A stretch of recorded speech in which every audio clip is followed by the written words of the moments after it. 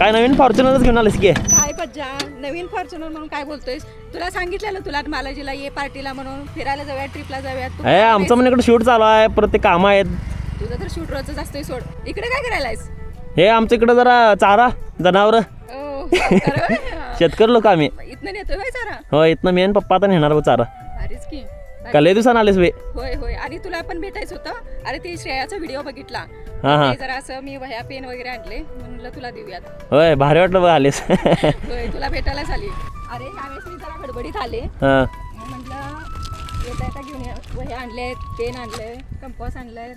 पुढच्या वेळेस काय नाही आणलंस का नाही ह्याला महत्व आहे का? किती तर आणलंस का नाही?